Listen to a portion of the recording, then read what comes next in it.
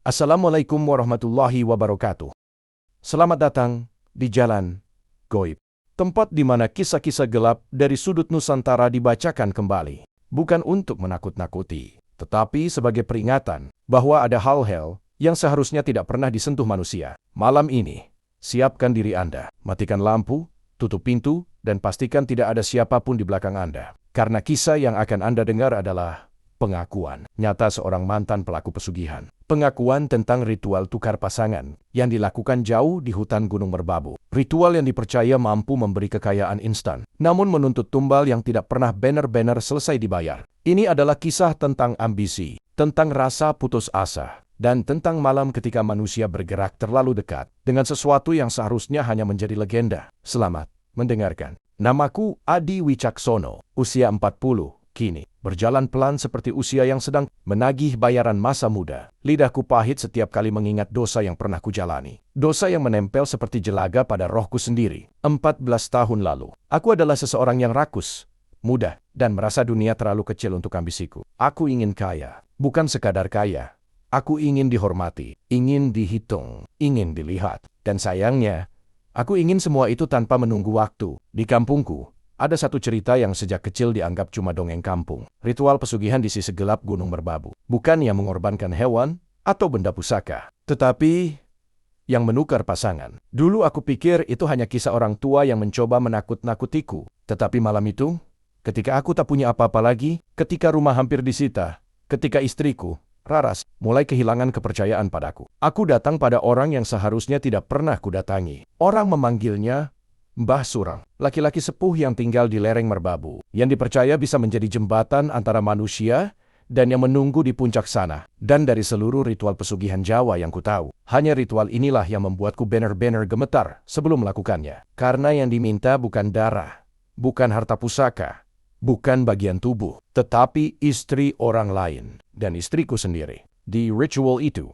pasangan harus saling ditukar, tubuh dengan tubuh. Nafsu dibakar menjadi tumbal, dan makhluk gunung akan memakan asap dari nafsu yang dilepaskan manusia. Waktu itu, aku tak percaya. Sekarang, aku berharap aku tetap tidak percaya, karena aku menyaksikan dengan mata kepalaku sendiri bagaimana malam di Merbabu memakan manusia perlahan. Cerita ini adalah pengakuanku, yang seharusnya kutulis jauh lebih awal sebelum semuanya berubah menjadi bencana. Jika kau membaca bagian ini, kau harus tahu satu hal. Ritual itu tidak pernah benar-benar selesai, meski kau sudah tidak melakukan apapun. Karena setelah malam itu, yang datang menagih bukan manusia, dan mereka selalu tahu di mana kau tinggal.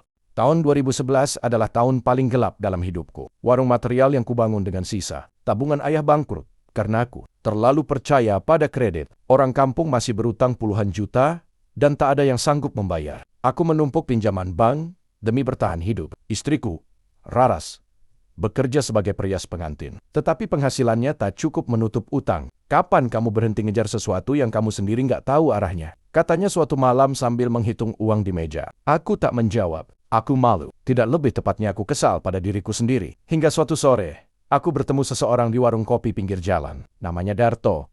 Teman lamaku ketika masih bekerja sebagai buruh bangunan. Dia kini tampil mencolok jam tangan mahal, HP baru, rokok impor. Padahal dulu dia anak paling miskin di kampung sebelah. Kau saiki suji tu? Tanyaku bercanda. Darto menatapku lama, lalu tersenyum kecil. Rezeki wis balik, di. Tapi yo mesti ono sing tak korbanke. Cara dia mengucapkan kalimat itu membuat bulu kudukku berdiri. Apa maksudmu? Dia tidak menjawab langsung, hanya mengelus rokoknya, lalu mengisap pelan. Aku ngerti masalahmu, Di. Utangmu akeh, omahmu meh disita. Aku ngerti.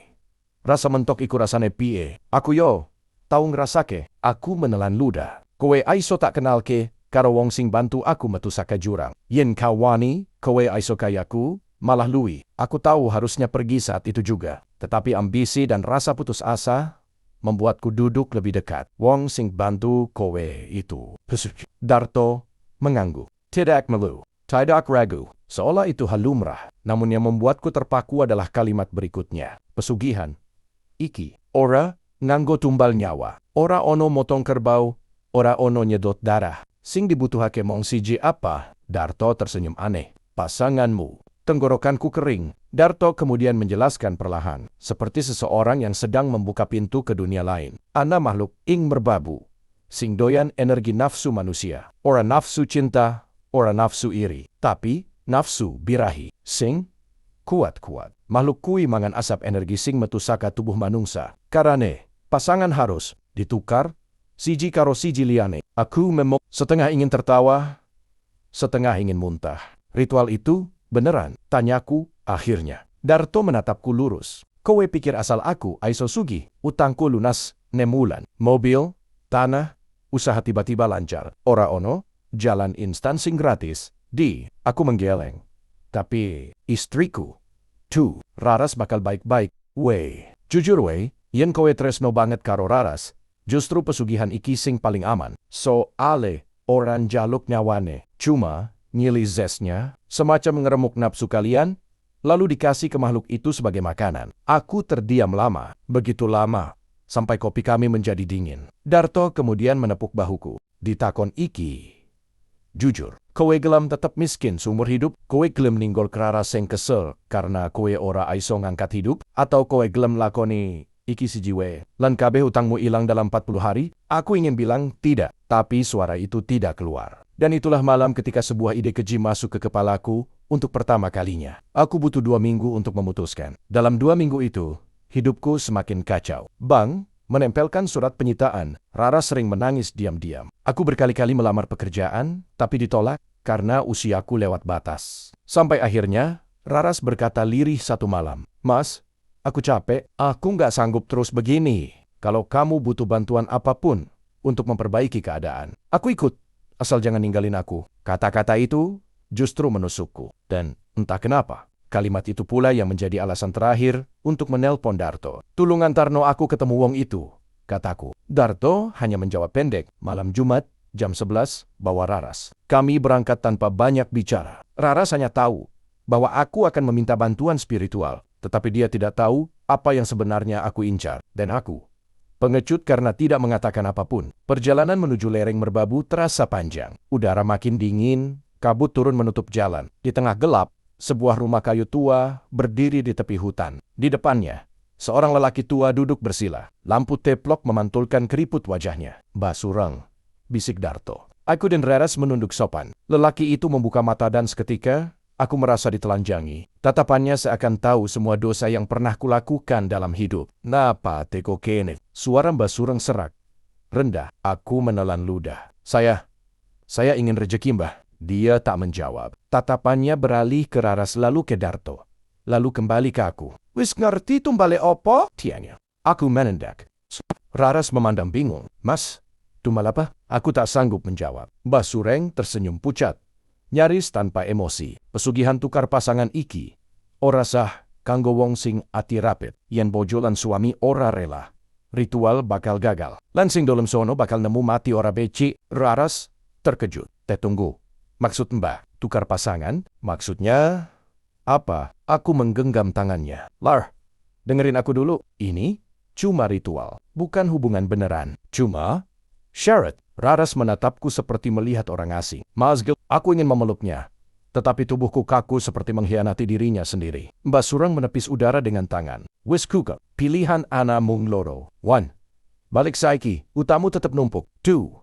Lanjut ritual. Rejeki tapi kabeh kudu ikhlas." Keheningan menggantung lama. Dan pada akhirnya, yang membuat Raras menyerah, bukan karena dia rela tetapi karena dia melihat putus asaku. "Mas," katanya lirih, "kalau ini satu-satunya cara, aku wise. Tapi setelah ini, tolong sudahi semuanya. Jangan ada rahasia lagi." Perjalanan menuju tempat ritual terasa jauh, lebih gelap daripada hutan. Manapun yang pernah kujelajahi, Mbah Sureng berjalan paling depan, membawa lampu teplok kecil yang cahayanya tidak lebih terang dari nyala lilin. Udara semakin dingin, padahal kami masih berada di lereng bawah merbabu. Darto berjalan tanpa suara di belakangku, sementara Raras menggenggam lenganku erat-erat, seperti takut aku menghilang dalam kabut. "Mas, kita mau kemana persisnya?" tanya Raras. Suaranya bergetar. Aku tak bisa menjawab. Sebenarnya, aku tidak tahu. Aku hanya mengikuti lengko-lengkam Mbah Sureng. Di antara suara dedaunan, aku mendengar Mbah Sureng bergumam. "Dalan iki mung embuka kanggo sing gelem bayar regane. Sing ora ikhlas, bakal ilang sak durunge tekan ritual. Aku mencoba mengabaikan kata-kata itu, tetapi Raras semakin mempererat genggamannya. Kami tiba di sebuah jalur setapak yang bahkan tidak terlihat seperti jalur, hanya tanah lembek, samar, seperti pernah dipijak, entah oleh manusia, entah oleh sesuatu yang lebih tua dari manusia. Mbah Sureng berhenti. Ia memasukkan tangannya ke kantong kain lusuh, lalu mengeluarkan segenggam bunga kenanga basah. Kowe kabeh kudu ngerti, katanya sambil menaburkan bunga itu ke tanah. Sakwisya melaku lewat kene. Ora ana, jalan bali. Nek wengi iki gagal, rohnya bakal nderek kalian pulang. Aku menelan ludah. Raras menggigil. Kita cuma mau lewat mah. Tanya Dok. Mbah Sureng menatapnya lama. Iki gerbang. Ora ketok. Tapi ana. Dudu matamu sing butuh ngerti. Tapi niatmu, aku mencoba fokus. Tapi yang kulihat hanya kabut yang makin menebal. Namun, saat Mbah Sureng mengangkat lampu teploknya, bayangan hitam sebesar pohon tampak berdiri jauh di balik kabut. Aku berkedip bayangan itu hilang. Entah itu hanya imajinasi, atau sesuatu memang sedang mengamati kami sejak tadi. Lek, tanganinya bojonmu, kata Mbah Sureng padaku. Aku menggenggam tangan Raras lebih kuat. Saiki, Melbu, perintahnya. Aku melangkah masuk ke kabut bersama Raras. Begitu kakiku melewati taburan bunga kenanga, angin berubah. Hutan yang tadi hanya dingin kini terasa seperti berada di dalam ruangan yang berisi sesuatu yang tidak terlihat. Udara tak bergerak. Tidak ada suara serangga. Tidak ada dedaunan. Bahkan, langkah kaki kami seperti ditelan tanah. Raras merapat padaku. Mas, ini bukan lagi hutan biasa. Aku hanya bisa mengangguk. Di balik punggungku, Mbah Sureng berkata, Sing, penting, ojo ndelok bali.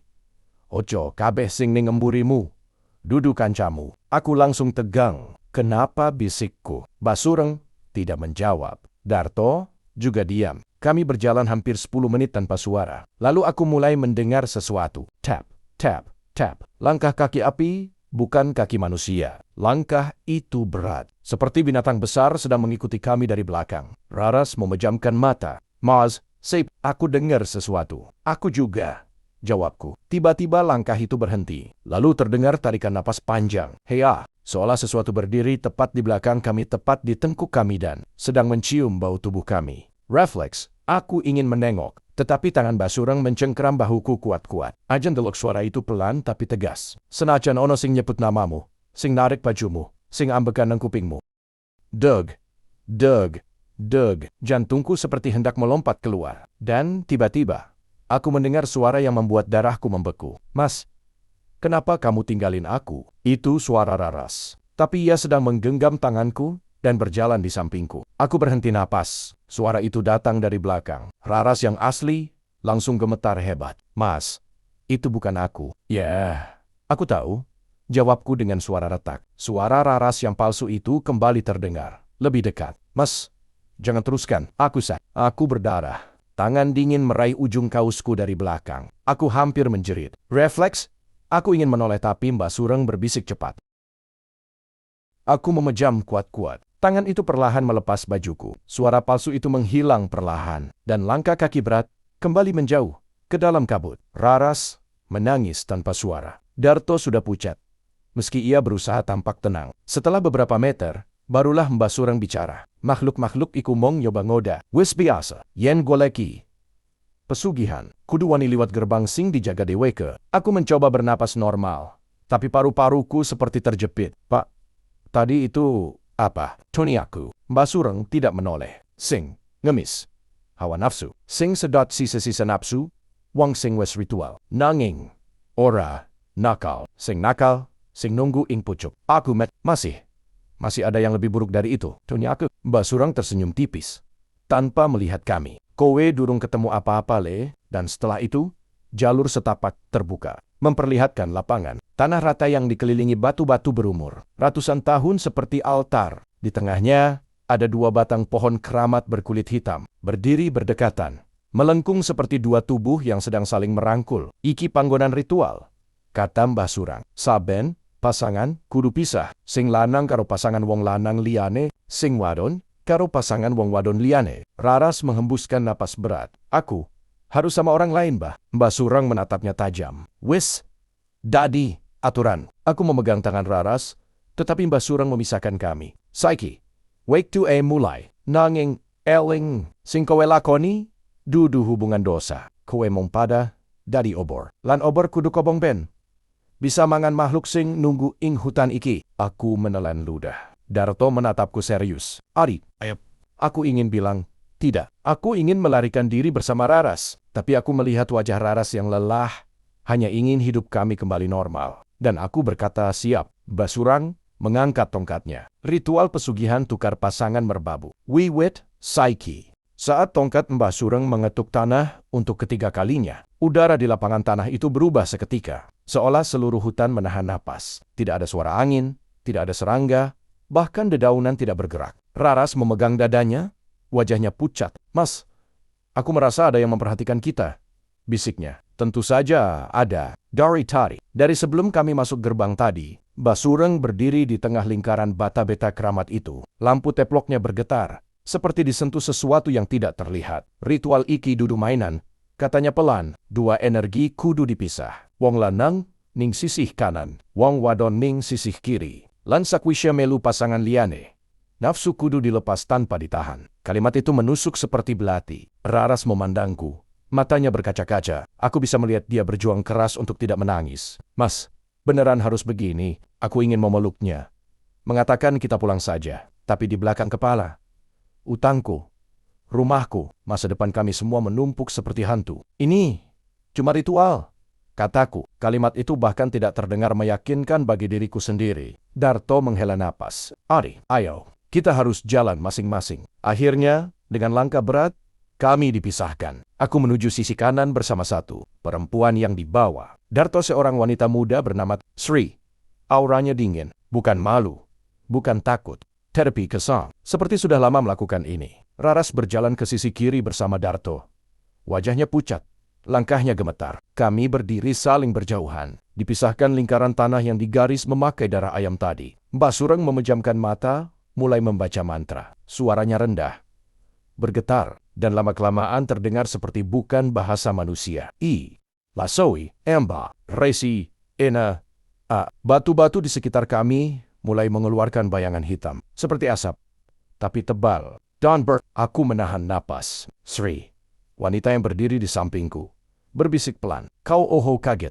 Mas, menko awakmu, digretak-gretak tenan. Makhluk-makhluk kui bakal nyedot hawa nafsu, sing metu saka ritual iki. Kowe kudu tetep konsentrasi. Aku menelan ludah. Lalu, kalau tidak konsentrasi, Sri menatapku lama. Mata hitamnya memantulkan cahaya teplok, sing ora konsentrasi. Ojok-ojok, ninggal dadi kaya, kulit kering. Aku membik. Raras dan Darto mulai dipagari oleh bayangan yang bergerak. Aku bisa melihat wajah istriku ketakutan. Tapi Mbah Sureng menepuk tanah dan bayangan itu menutup mereka dari pandanganku. Kami kini tak bisa saling melihat. Teriak Mbah Sureng, dan ritual dimulai. Aku tidak akan menjelaskan detail hubungan fisiknya karena inti cerita ini bukan di sana. Yang penting untukmu tahu adalah, begitu kulitku menyentuh tubuh Sri, hutan berubah. Tanah di bawahku bergetar perlahan. Bayangan-bayangan hitam itu melingkari kami, bergerak seperti gelombang, naik turun seperti sedang menelan udara. Telingaku mendengar suara lirih-lirih aneh. Suara laki-laki, suara perempuan, suara anak-anak. Semua berbicara sekaligus, tapi tidak menggunakan bahasa yang bisa kupahami. Sri menggenggam lenganku. Mas, oho kegit. Neng menit-menit awal, Doeke bakal njupuk hawa nafsu paling kasar. Yan kawan garim. Awakmu digigit. Saat aku ragu, tiba-tiba ada sesuatu meraih betisku dari bawah tanah. Cekungan hitam tangan, atau kaki, atau aku tidak tahu apa menarik kuat. Aku hampir jatuh. Sri menahan tubuhku. Fokus. Mas, fokus. Nek ora. Awakmu! Ditarik! Aku memaksa diriku kembali sadar. Bayangan itu melepas kaki aku tapi tidak menjauh. Ia berdiri, perlahan membentuk sosok hitam sebesar anjing. Tanpa wajah, tanpa mata, hanya rongga kosong. Ia memiringkan kepalanya, melihat kami.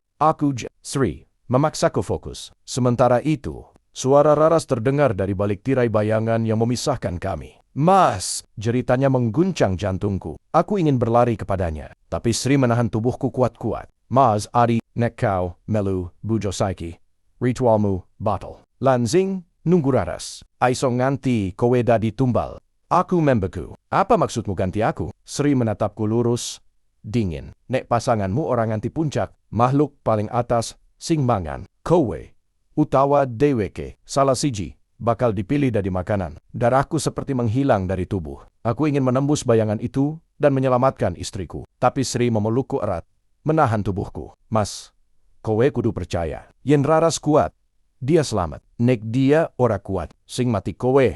Bukan dia, makhluk kuwi bakal nyilih tubuhmu. Aku terdiam. Membek, rumput di sekitar kami bergetar. Bayangan hitam makin banyak, melingkar seperti pasukan makhluk lapar. Hawa panas dan dingin bergantian menyengat kulit. Dari balik tirai bayangan, aku mendengar Darto berteriak, "Ritual Wisma Lebu." Suara Raras terdengar seperti menangis, tetapi berubah-ubah. Kadang seperti suara lain. Suara perempuan tua, suara laki-laki, atau suara halus seperti anak kecil. Aku ingin mati saja rasanya. Aku ingin menghentikan semuanya. Tapi Sri berbisik, "Mas, nenek kowe berhenti." Ku berugi. Raras lebih rugi. Dia akan jadi korban. Aku menggigit bibir.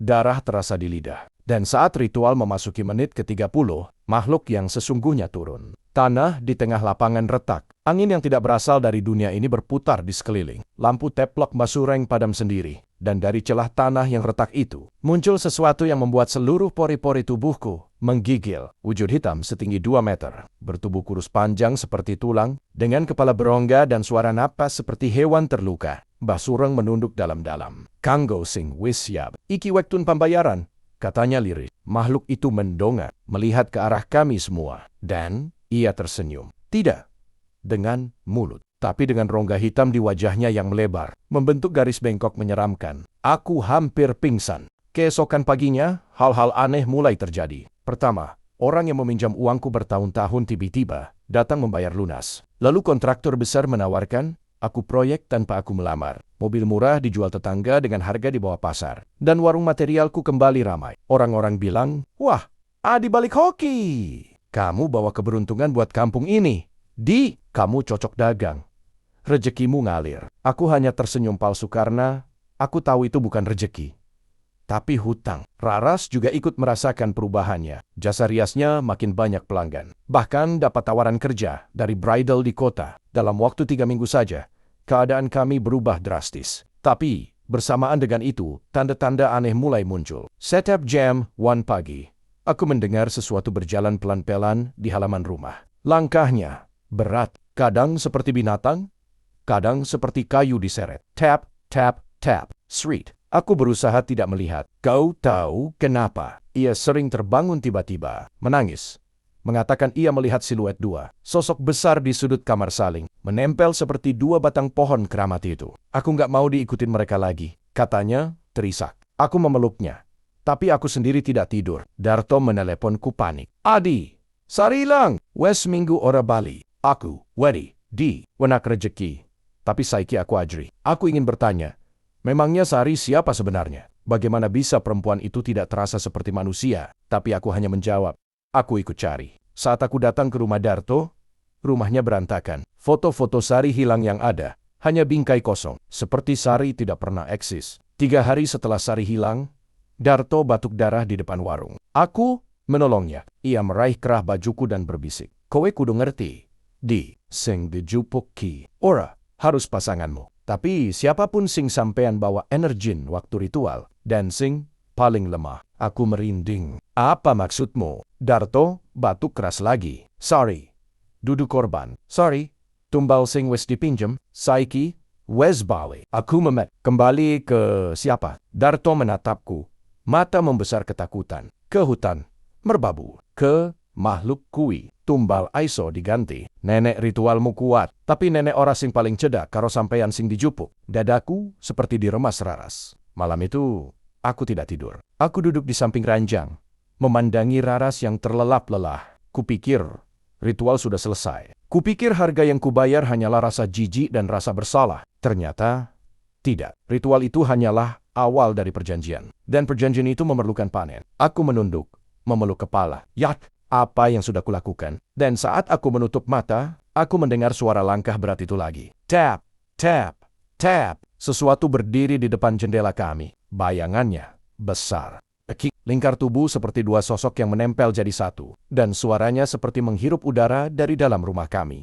3 bulan setelah ritual di Merbabu, hidupku berubah drastis. Perlahan nyaris terlalu mulus rezeki datang dari arah yang tidak pernah kuduga. Transaksi toko bangunan lancar, proyek masuk bertubi-tubi, dan entah bagaimana, kredit bank yang tadinya macet tiba-tiba mendopet. Kelonggaran khusus. Raras juga mulai mendapat banyak tawaran rias pengantin. Kami seperti kembali menjadi pasangan yang dulu, sebelum semua ini dimulai. Atau, lebih tepatnya, kami berpura-pura menjadi pasangan yang dulu. Karena ada sesuatu yang tidak pernah benar-benar hilang sejak malam ritual itu. Sesuatu yang menempel di tubuh. Sesuatu yang mengawasi. Dan malam ini, aku akhirnya sadar bahwa balasannya sudah mulai menagih. Semua bermula dengan kejadian kecil. Larut pagi itu, ketika aku baru selesai mandi, aku melihat sesuatu di cermin kamar mandi. Bayangan Raras berdiri tepat di belakangku.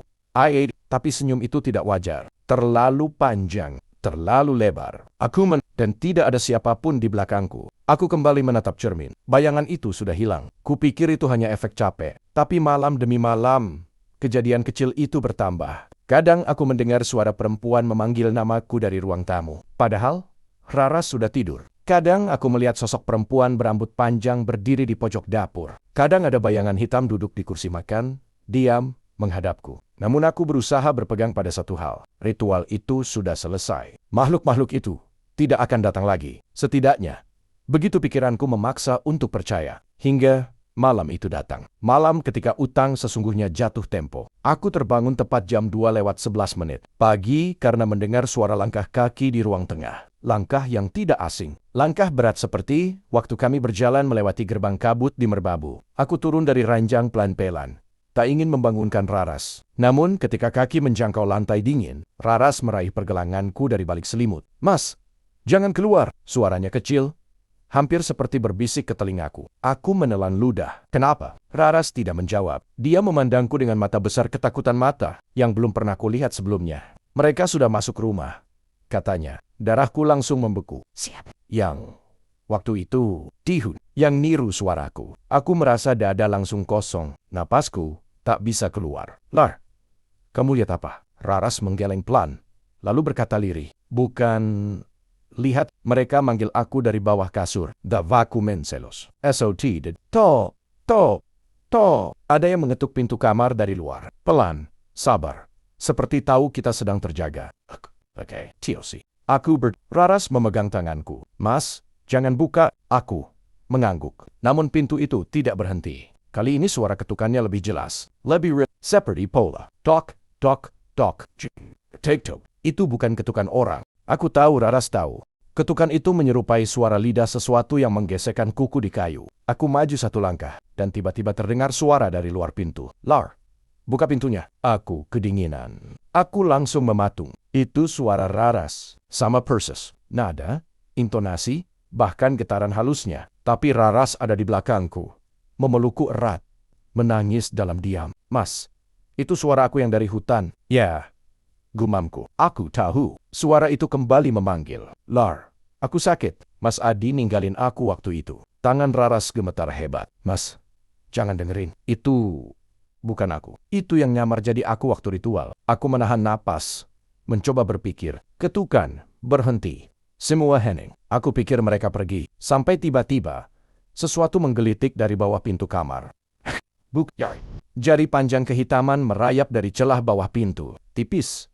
Seperti tulang yang dibungkus kulit basah. Raras menjerit. Aku menariknya mundur. Jari itu meraba-raba lantai, mencari sesuatu. Dan saat jari itu menyentuh ujung kakiku, aku mendengar bisikan. Aku hampir muntah. Jari itu kemudian menghilang perlahan, seperti masuk ke tanah. Dan dari luar pintu, suara Raras palsu itu berkata, "Aku belum selesai sama kamu, Mas." Malam itu, kami tidak tidur sampai pagi. Dan ketika matahari akhirnya muncul, semuanya hilang. Tak ada jejak, tak ada suara. Rumah kami kembali normal, seolah-olah tidak terjadi apa-apa. Tapi aku tahu satu hal, ritual itu belum selesai, Belam, dan tidak akan selesai sampai sesuatu diambil dari kami. Dan itulah awal dari kutukan pasca ritual yang disebut Mbah Sureng sebagai tumbasane ora langsung, sing dijupuk dudu darah. Tapi nikmat hidup. Aku baru tahu maksudnya nanti. Saat satu demi satu orang yang ikut ritual mulai berubah atau menghilang. Aku tidak pernah tahu bagaimana menjelaskan malam itu secara masuk akal. Settle a ritual, pembakaran nafsu. Selesai yang membuatku dan Raras hancur secara batin. Aku pikir teror akan berhenti. Tapi di Merbabu, Ritual bukanlah puncak. Ritual hanyalah pembuka pintu. Setelah tubuh kami dipaksa menanggalkan batas paling suci, mereka akhirnya bisa melihat kami dengan jelas. Dan sejak itu, makhluk-makhluk hutan tidak lagi hanya mengintai. Mereka mendekat. Kami masih berada di lapangan ritual yang dikelilingi batu-batu tua. Angin dingin turun begitu cepat, seakan seluruh lembah menutup napas. Saat kami selesai melanggar batas, Raras masih terduduk di tanah, memeluk tubuhnya sendiri. Aku ingin memeluknya, tapi sentuhanku seperti dosa yang berulang. Dia menatapku dengan mata berair. Mas, aku nggak tahu apa yang baru saja kita lakukan, tapi aku merasa ada yang melihat kita, ada yang nunggu. Aku menelan ludah. Darto duduk tak jauh dari kami, wajahnya pucat seperti habis dikuras darahnya. Perempuan yang tadi bersama dia istri orang lain. Tumbal lain tidur atau pingsan? Aku tidak tahu. Mbak Surang berdiri tegak, seperti satu-satunya orang yang tidak terpengaruh apapun. Wis, rampung. Kowe kabeh, kudu kuat. Saiki fase kedua bakal dimulai. Katanya tenang. Aku langsung bangkit. Mbah? Cukup! Kita sudah lakukan yang Mbah minta. Kita pulang. Sekarang. Malam ini. Mbak Surang memandangku seperti memandang anak kecil yang tidak paham apa-apa. Kowe pikir ritual iki cuma hubungan jasmani? Cuma tukar pasangan? Bukan. Itu cuma undangan kanggo nyukupi sing lapar. Sing lapar. Itu apa? Mbah Surang menunjuk ke hutan gelap di belakangnya. Makhluk sing mangan cahya nafsu. Sing nangin duwe kuasa ngasih rejeki, lan ngasih mala. Wong koyo kowe pengen cepet sugih. Nanging orang ngerti kerane makhluk kuwi kerja. Aku ingin menjawab. Tapi tiba-tiba ada suara ranting patah. Semua orang langsung terdiam. Suara itu datang dari dalam kabut. Hanya beberapa meter dari kami. Lalu, terdengar lagi. Krah, krah, trak. Suara menyerupai seseorang yang merangkak di tanah. Dengan tubuh yang terlalu panjang. Raras meraih lenganku. Mas, ada sesuatu. Aku melangkah perlahan. Mencoba melihat lebih jelas. Mbak Surang tidak tampak panik. Wis deket. Budak kaya. Nyojo wong-wong ritual, sing wis kobong nafsu. Aku mengerutkan dahi. Mbah, itu makhluk sama seperti yang tadi mengikuti kita. Enggak, jawabnya pelan. Sing iki, luwih gede, luwih tua, luwih lapar. Kabut terbelah dan aku melihatnya. Sesuatu merangkak keluar dari balik pepohonan. Awalnya aku pikir itu manusia. Tapi semakin dekat, jelas bukan. Tangan dan kaki makhluk itu terbalik posisi ruas-ruasnya. Seperti sendi yang patah, namun tetap dipaksa bergerak. Lehernya panjang. Terlalu panjang. Seperti bisa dia putar 360 derajat. Tubuhnya kurus, kulitnya pucat. Tetapi yang paling membuatku mundur adalah makhluk itu punya bayangan. Tapi bayangannya tidak mengikuti gerak tubuhnya. Bayangannya bergerak sendiri, seperti makhluk lain yang ikut merangkak di bawahnya. Darto berdiri terburu-buru dan hampir jatuh. Mbah, piye iki? Iki ora pado, karo sing dulu-dulu. Mbah Surang mengangkat tongkatnya. Tenang, iki sing makan nafsumu, sing bakal balas ngasih rejeki. Makhluk itu berhenti merangkak. It's a bird. Sendi-sendinya berbunyi, klek, klek, klek, seperti kayu retak. Ia menundukkan kepalanya ke arahku, seperti sedang mempelajari sesuatu yang baru saja ia temukan. Ia membuka mulut. Lehernya retak menganga seperti pintu tua yang dibuka paksa. Dari dalam mulutnya keluar suara yang membuatku merinding sampai ujung tulang. Mas, Adi. Suara itu milik Raras. Raras langsung menjerit. Itu bukan aku, Mas.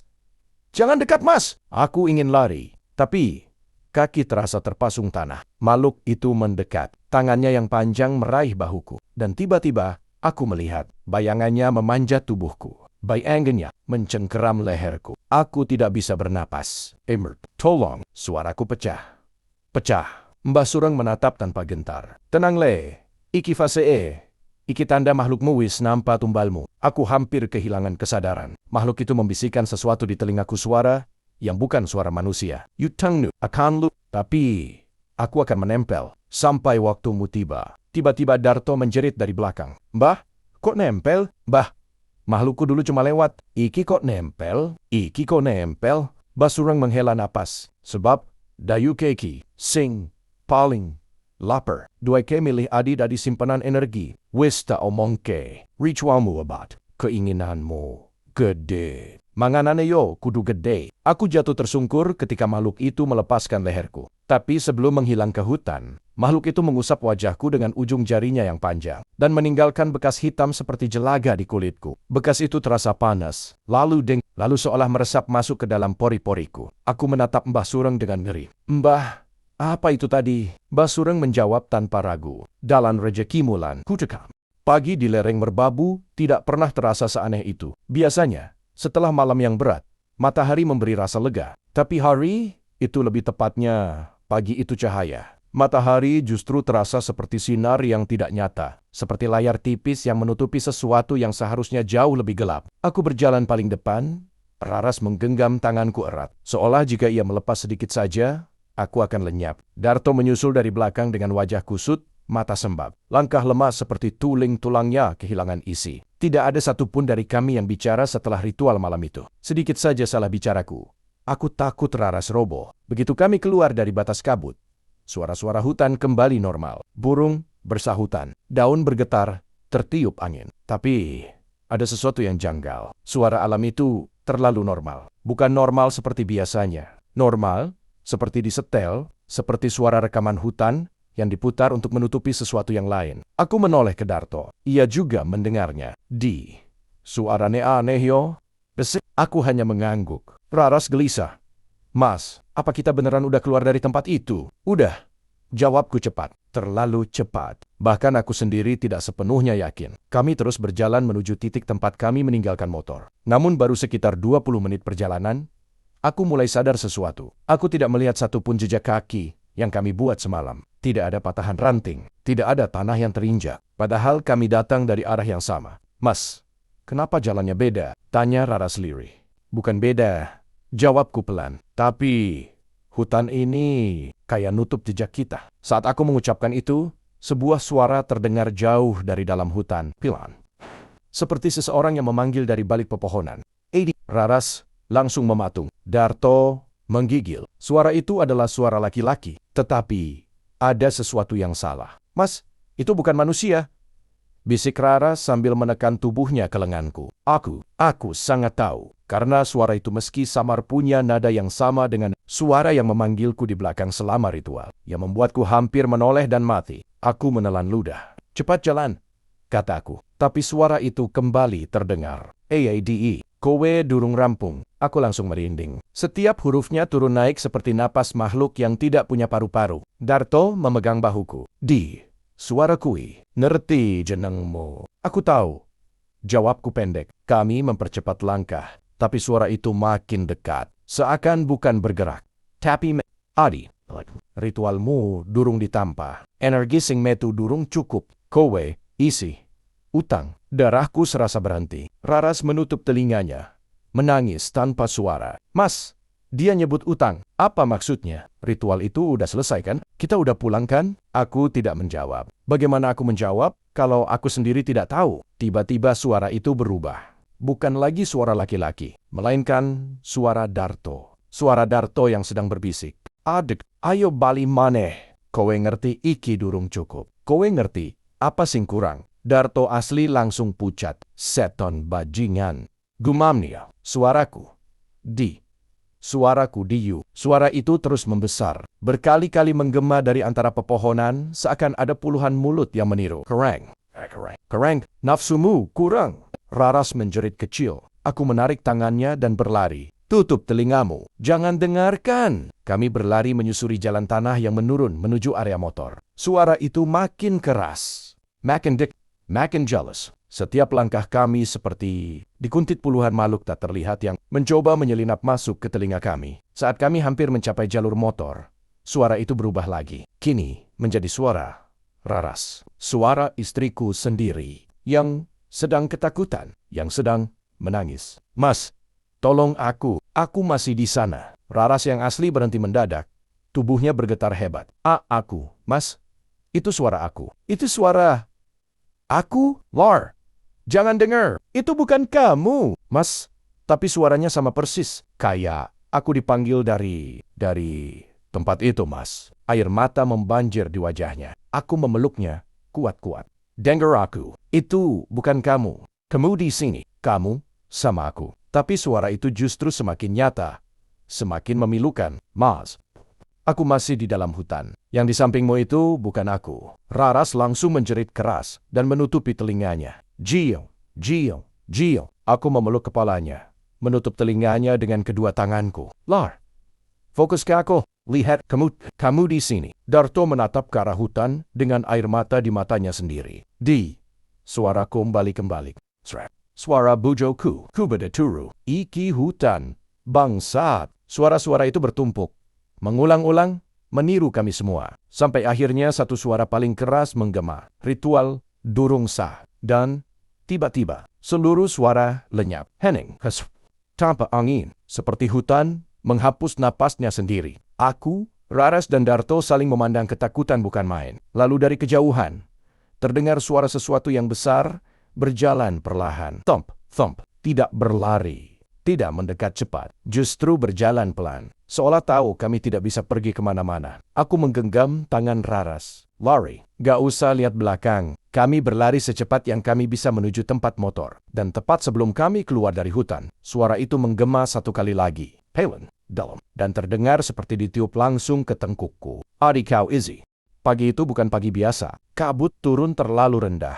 Seperti tirai tebal yang disengaja untuk menutupi sesuatu dari mata manusia. Burung-burung tidak berkicau. Ayam-ayam tidak berkokok. Bahkan orang-orang kampung berjalan dengan cepat. Seolah udara pagi, mereka berbeda dari udara yang kami hirup. Aku dan Raras duduk di teras rumah. Saling diam. Keduanya kelelahan, bukan karena fisik, tetapi karena malam sebelumnya meninggalkan sesuatu jejak yang tidak bisa kami pahami. Raras menggenggam lenganku dengan tangan yang gemetar. Mas, aku masih merasakannya. Seperti ada yang mengikutiku dari hutan itu. Aku menatapnya. Mata Raras merah, bukan karena menangis, tetapi seperti kurang tidur berhari-hari. Dan ketika matanya menatapku, aku merasakan sensasi dingin, seolah seseorang berdiri tepat di belakangku dan ikut menatapku melalui mata Raras. Aku memalingkan wajah. Mas juga merasakan? Tanya Raras. Aku tidak menjawab. Hanya karena jawabannya, iya. Sejak subuh, tengkukku terasa panas dingin, seperti dibelai oleh jari yang bukan milik manusia. Setiap kali aku menarik napas dalam-dalam, ada sensasi aneh seperti embusan udara dari belakang telinga. Padahal tidak ada siapapun. Lebih dari itu,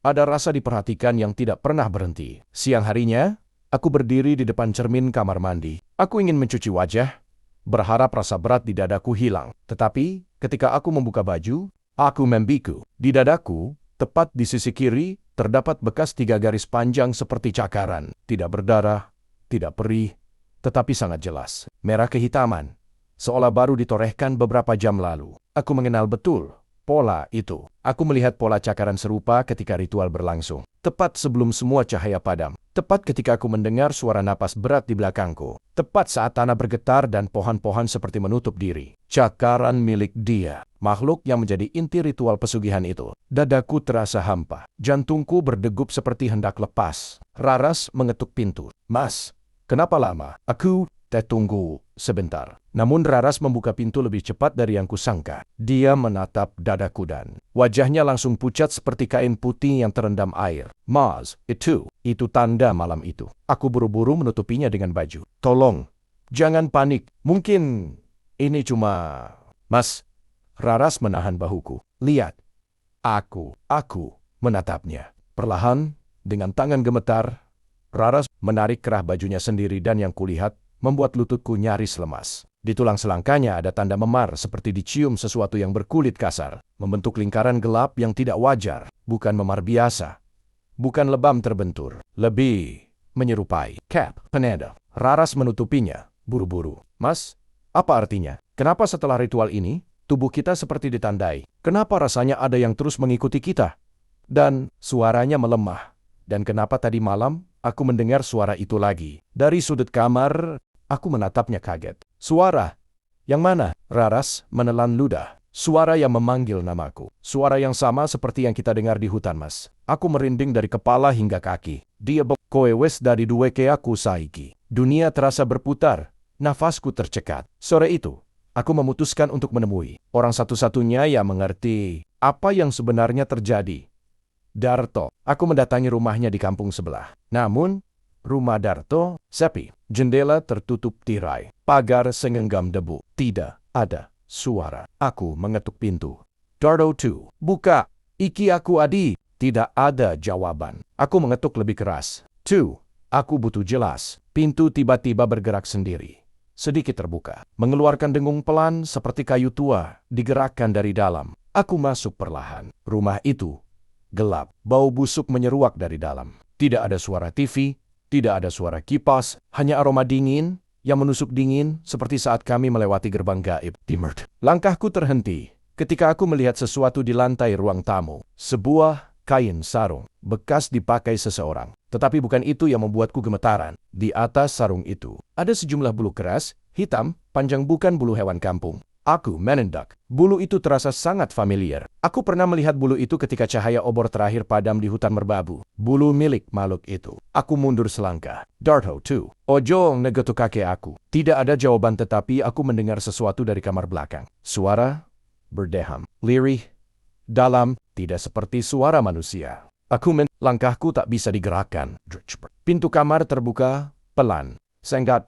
Aku memejamkan mata, berharap semua ini hanya ilusi. Tetapi suara itu kembali terdengar. Kini lebih dekat. Gilge. Durung rampung, Adi. Aku hampir berteriak. Tanpa pikir panjang, aku berlari keluar rumah sekuat-kuatnya. Tidak menoleh sedikit pun. Bahkan ketika sesuatu seperti tangan dingin menyentuh punggungku, aku tidak berhenti berlari sampai napasku habis. Dan ketika aku sampai rumah, Raras sudah menunggu di depan teras, wajahnya pucat pasi. Mas, suara Raras gemetar. Tadi, waktu Mas pergi dari dalam kamar, ada yang ketuk lemari 3 kali. Aku membeku. Apa kamu buka? Raras menggeleng. Tapi lemari itu bergerak sendiri, Mas. Kami saling menatap. Di belakang kami, rumah terasa semakin gelap. Bayangan di sudut sadet tampak lebih panjang. Udara berbau lembab seperti hutan merbabu saat malam ritual. Dan di antara keheningan itu, kami mendengar ketukan dari dalam kamar. 3 kali. To.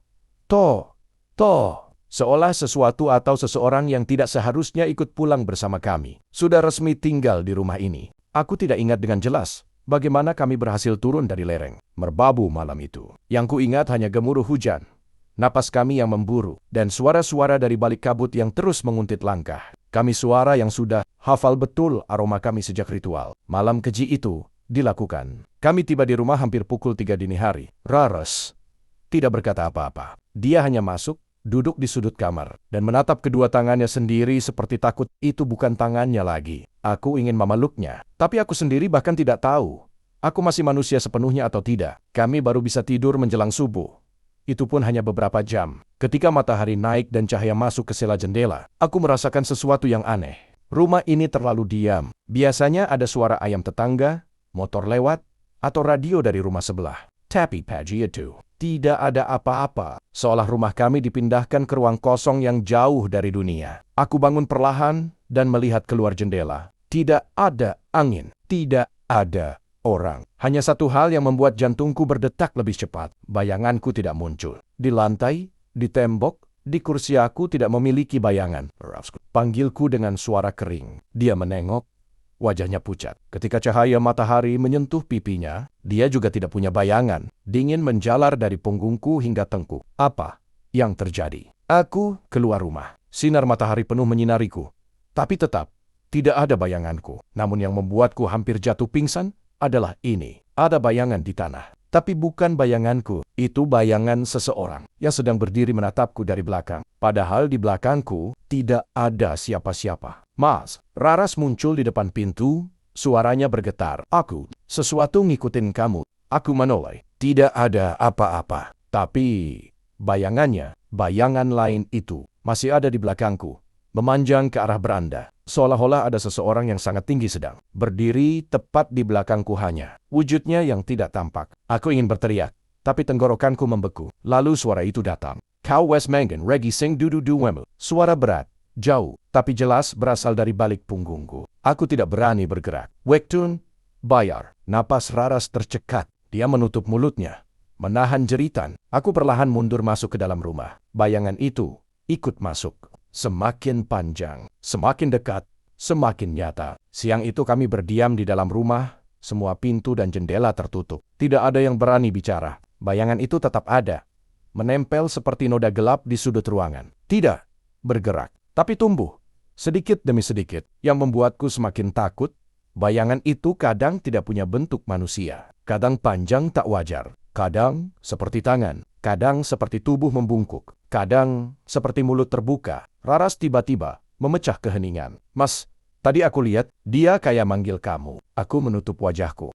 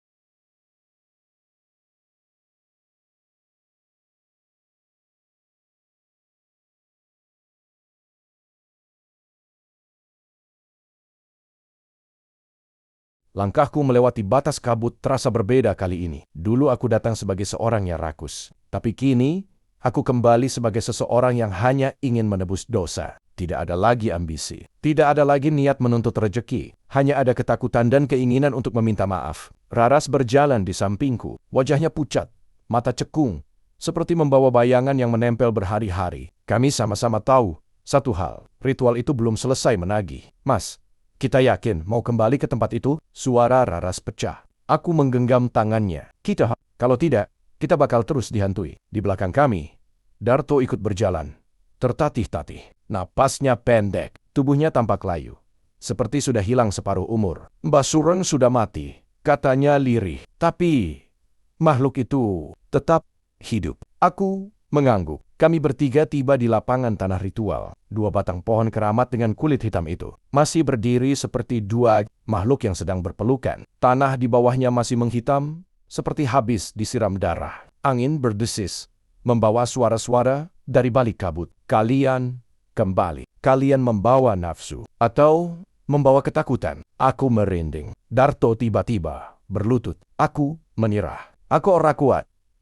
Aku sudah kasih semuanya. Tapi mereka tetap minta lagi. Sebelum aku sempat menolongnya, bayangan hitam menyergap dari belakang pohon. Sesuatu merayap panjang, tinggi, kurus hingga menyentuh tanah. Tubuhnya seperti asap hitam yang padat.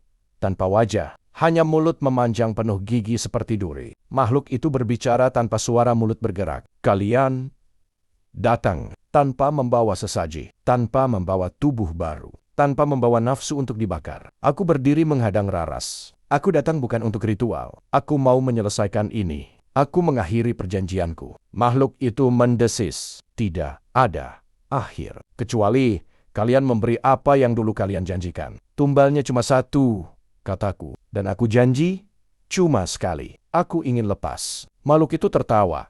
Suaranya seperti besi berkarat, diseret. Tumbal nafsu. Hanya awal. Yang kami incar adalah rasa bersalahmu. Itu lebih lezat. Raras bergetar, Mas. Jangan dengerin. Tiba-tiba bayangan itu meraih Darto dan Darto tersungkur ke tanah. Tubuhnya, mulutnya terbuka seolah hendak memanggil sesuatu. Lalu, matanya membeku. Makhluk itu telah menghisap sisa rasa takut dan rasa bersalah dari tubuhnya. Darto mati seketika. Raras menjerit dan memelukku. Aku tidak punya jalan lain. Aku berdiri tegak, menghadap makhluk itu. Kalau kamu mau rasa bersalah, kalau itu yang mengikatku, ambil semuanya sekarang. Tapi jangan ganggu Raras lagi. Jangan ikuti kami. Jangan sentuh siapapun di rumah kami. Makhluk itu mendekat. Sangat dekat. Hingga napasnya terasa seperti angin dari lubang kubur. Kau berani menyerahkan semuanya? Aku berani. Termasuk kenangan malam itu? Aku terdiam. Kenangan itu membuatku jijik pada diri sendiri. Tapi kenangan itu juga membuatku belajar untuk berubah. Ambil. Jawabku akhirnya. Makhluk itu mengulur tangannya. Bentuknya kabur, seperti asap. Tangannya menembus dadaku tanpa menyakitkan, tanpa melukai, tapi rasanya seperti dunia runtuh dalam satu tarikan. Aku lutatku, semua rasa bersalah, penyesalan, ketakutan, kegagalan, disedot keluar dari tubuhku. Aku merasakan kosong. Kosong yang mengerikan. Raras memanggilku panik. Mais. Mais. Setelah apa yang terasa seperti seabad, makhluk itu melepaskan tangannya. Tubuhku jatuh berlutut. Makhluk itu menatapku atau aku merasa ditatap. Lalu berkata, kalian boleh turun. Tapi ingat, manusia tanpa rasa bersalah adalah manusia tanpa arah. Kabut kemudian pecah seperti kaca pecah. Angin berhembus. Bayangan itu hilang. Ritual berakhir 3 tahun berlalu. Aku dan Raras hidup sederhana di sebuah kota kecil. Tidak kaya raya. Tidak miskin juga. Rezeki mengalir normal. Tidak ada kejadian ganjil lagi. Tetapi ada satu hal yang berubah. Aku benar-benar kehilangan kemampuan untuk merasa bersalah. Aku bisa menyesal secara logis, tetapi tidak pernah benar-benar merasakan rasa bersalah. Seperti sesuatu sudah dicabut dari jiwaku. Raras mencoba memahami dan menerimanya. Ia tahu aku telah mengorbankan sesuatu agar kami bisa bebas. Kadang saat malam, ketika angin dari gunung berhembus dan kabut turun, aku merasa seperti ada yang mengawasi dari kejauhan. Tidak mendekat, tidak menagih, hanya mengingatkan bahwa di Gunung Merbabu, di balik kabut dan pohon hitam itu, makhluk-makhluk itu masih lapar, dan ritual tukar pasangan tidak pernah benar-benar hilang. Ia hanya menunggu manusia baru yang putus asa, seperti aku dulu.